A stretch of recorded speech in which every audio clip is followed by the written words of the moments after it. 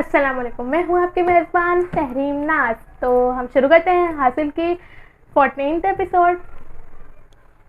उम्मीद है आप लोगों को पसंद आई होंगे पिछले एपिसोड्स। ओह, हमारा बाब नंबर 5 शुरू हो रहा था, तो हम शुरू करते हैं। यार तुम कभी हमारे घर भी आ जाया करो। देखो मैं इतने चक्कर लगा चुकी हूँ तुम्हारे घर के। रबीका इस दिन फिर सानिया से इकरार कर रही थी। डोंट वेरी रबीका, मैं इस वीकेंड पर तुम्हारी तरफ आऊँगी। मैं खुद भी बहुत दिनों से सोच रही थी, ये बस इत्तेफाक की बात है कि कोई ना कोई काम पड़ जाता है। सानिया ने माजरत की थी। बस तो फिर तय हुए कि इस वीकेंड पर तुम हमारी तरफ आ रही हो, रबीका ने इससे हाथ मिलाते हुए कहा था। ड्यूड मुझे लेने के लिए आ गया है, मैं जा रही हूँ, इसने कॉलेज गेट के बाहर झांकते हुए कहा था। सानिया ने रबीका को जाते हुए देखा था। वो दोनों कॉन्वेंट में इकट्ठी पढ़ती रही थी, मगर इस वक्त दोनों अलग सेक्शंस में थी और दोनों की दोस्ती अलग अलग लड़कियों से थी। मैट्रिक करने के बाद जब रबीका ने कनेयर कॉलेज में एडमिशन लिया तो इसकी दो बेहतरीन दोस्तों को अपने पेरेंट्स के साथ मुल्क छोड़कर जाना पड़ा। एक और दोस्त के वालिद की ट्रांसफ़र दूसरे शहर में हो गई। कनेयर में गैर महसूस तौर पर वो दोनों एक दूसरे के बहुत करीब आ गईं। दोनों के सब्जेक्ट्स एक ही थे और रबीका बहुत मिलनसार थी। शुरू में रबीका के ग्रुप में कुछ और लड़कियां भी थीं, मगर आहिस्ता आहिस्ता इन दोनों की दोस्ती इतनी गहरी हो गई कि वो दोनों हर वक्त साथ रहने लगी। सानिया 3 भाइयों और 2 बहनों में सबसे छोटी थी, जबकि रबीका की 2 बहनें और एक भाई था और वो दूसरे नंबर पर थी। सबसे बड़ा इसका भाई था। रबीका के वालिद एक NGO के लिए काम करते थे, जबकि सानिया के वालिद एक नामवर बिजनेसमैन थे। सानिया की एक बड़ी बहन और भाई की शादी हो चुकी थी और इन दोनों इसके लिए रिश्ता तलाश किया जा रहा था। इनके ख़ानदान में लड़कियों की शादी बहुत जल्दी कर दी जाती थी। सानिया भी जानती थी कि इंटर करने के बाद इसकी शादी भी कर दी जाएगी। वीकेंड पर वो रबीका के घर गई थी। उसे इसके घर का माहौल बहुत अच्छा लगा था। रबीका के माँ बाप और बहन भाई सब आपस में बहुत फ्रेंक थे। इसने कभी माँ बाप और बच्चों के दरमियान इतनी दोस्ती नहीं देखी थी। खुद इसके घर में भी दोस्ताना माहौल था, मगर फिर भी इसके अपने माँ बाप और बहन भाई के साथ वैसे ताल्लुकात नहीं थे जैसे रबीका के अपने घर वालों के साथ थे। लाशऊरी तौर पर वो सारा वक्त रबीका और अपने घर का मवाजना करती रही। लंच इसने रबीका और इसकी फैमिली के साथ किया था और डाइनिंग टेबल पर एक ख़ास किस्म की बेतकल्लुफ़ी थी। रबीका के वालिद फ्रांस जोएल बहुत अच्छी तबीयत के मालिक थे। वो लंच के दौरान छोटे मोटे लतीफ़े सुनाते रहे। डैड, मैं कैरल को दोबारा घर छोड़ने नहीं जाऊंगा। इसके ग्रैंडफादर बहुत लंबी चौड़ी इन्वेस्टिगेशन शुरू कर देते हैं। लंच पर बातें करते करते अचानक ड्यूड ने अपने बाप से कहा था, ठीक है कैरल को छोड़ने मत जाना, मगर आज मेरे साथ सानिया को तो छोड़ने जाना ही होगा। रबीका ने इसकी बात के जवाब में कहा था, वैसे कैरल के दादा इतने भी बुरे नहीं हैं, मुझे तो बहुत अच्छे लगते हैं। मैंने कब कहा कि वो बुरे हैं? 15 मिनट में मैं कैरल को घर छोड़ता हूँ और इसके दादा उसे जान छुड़ाने में 1 घंटा लग जाता है। मैं शायद 10वीं बार कैरल को छोड़ने गया था, मगर वो हर बार इंटरव्यू का आगाज़ मेरे नाम से करते हैं और फिर पूरा बायोडाटा लेना बैठ जाते हैं। बाप और माँ का नाम, बहन भाइयों की तादाद और इनके नाम, तालीम और हॉबीज़, मेरा नाम, क्वालिफ़िकेशन और हॉबीज़, हत्ता के दोस्तों के नाम भी।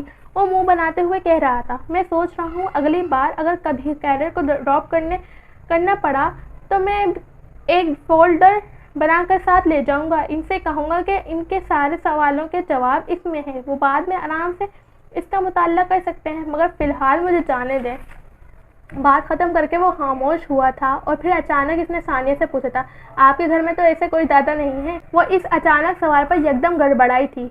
नहीं, सानिया के घर कोई दादा नहीं है और अगर होते भी तो तुम्हें फ़िक्रमंद होने की ज़रूरत नहीं है। मैं खुद तुम्हारे साथ उसे ड्रॉप करने जाऊंगी और जाहिर है मैं ही घर के अंदर जाऊंगी, रबीका ने सलाद खाते हुए कहा था।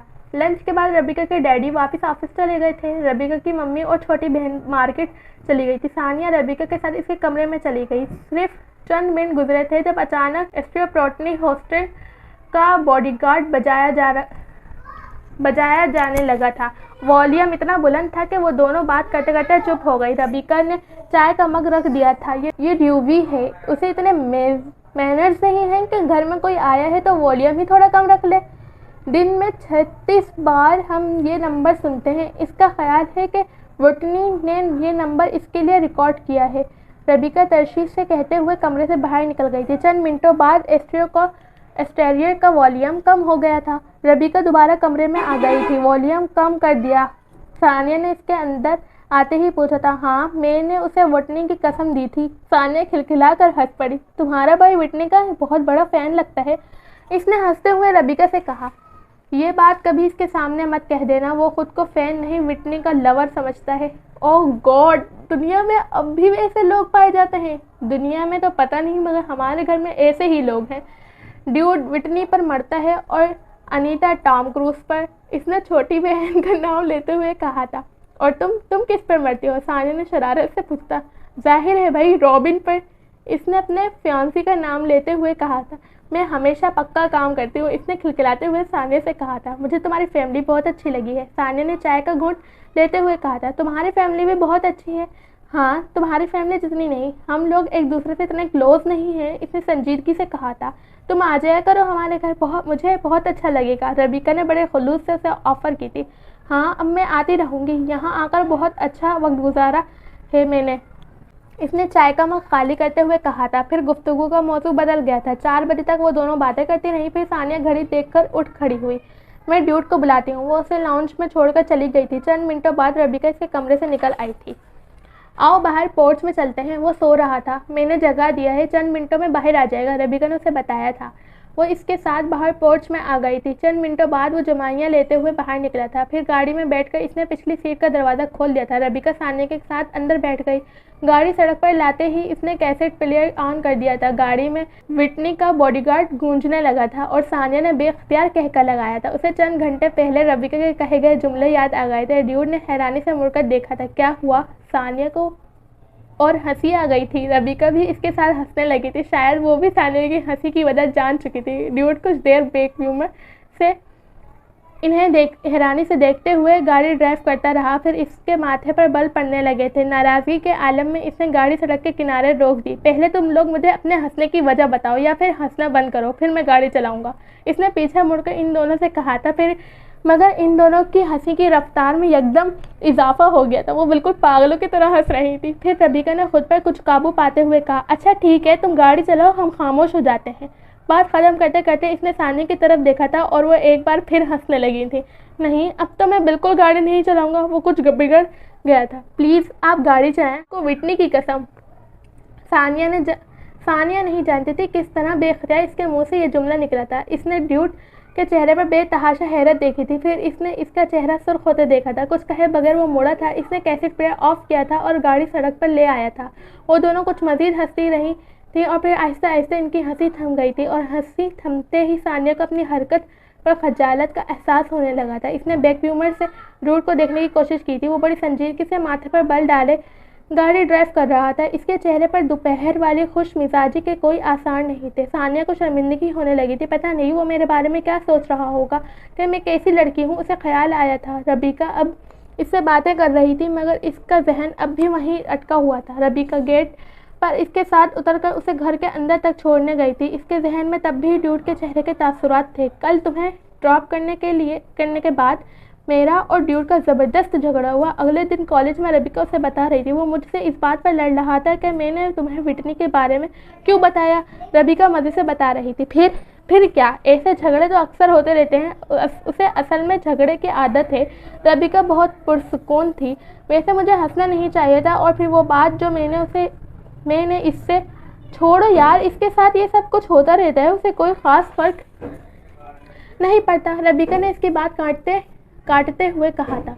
वो खामोश हो गई थी लेकिन इसकी शर्मिंदगी ख़त्म नहीं हुई थी। 3-4 दिन बाद इसने शाम को रबीका को फ़ोन किया था। फ़ोन ड्यूड ने रिसीव किया था। सानिया ने इसकी आवाज़ पहचान ली थी। मैं सानिया हूँ, मुझे रबीका से बात करना है, इसने कहा था। अच्छा, मैं उसे बुलवा देता हूँ, आप होल्ड करें। दूसरी तरफ से कहा गया था, 1 मिनट, मुझे आपसे भी एक बात करनी है, सानिया ने तेज़ी से कहा था। माजरत करने का यह अच्छा मौका उसे मिला था। मुझसे बात करना है? क्या बात करना है? मुझे आपसे एक्सक्यूज़ करना है। एक्सक्यूज़? किस चीज़ के लिए? वो हैरान हुआ था। वो इस दिन गाड़ी में मेरा मतलब है, मैंने आपको गाड़ी चलाने के लिए विटनी की कसम दी थी। इसने कुछ अटकते हुए वजह बताई। हाँ, तो मैंने गाड़ी चला दी थी, दूसरी तरफ से संजीदगी से कहा गया था। सानिया को इस जवाब की तवक्को नहीं थी। वो कुछ देर ये समझने की कोशिश करती रही कि वो मजाक कर रहा है या संजीदा है। नहीं, लेकिन मुझे ऐसी बात नहीं कहनी चाहिए थी। चलें ठीक है, दोबारा मत कहिएगा। आप नाराज़ तो नहीं हैं? नहीं, फ़िलहाल तो नहीं। क्या अब रबीका से बात करवा दूँ? वो इसके बात पर कुछ शर्मिंदा हो गई थी। हाँ करवा दें। हेलो सानिया। कुछ देर बाद रिसीवर में रबीका की चहकती हुई आवाज़ गूंजी थी। उम्मीद है आप लोगों को ये एपिसोड पसंद आई होगी, और पसंद आए तो लाइक कमेंट शेयर करिएगा और मेरे चैनल को सब्सक्राइब करना ना भूलिएगा, बेल आइकन को भी प्रेस कर देंगे। मिलते हैं नेक्स्ट एपिसोड में। अल्लाह हाफिज़।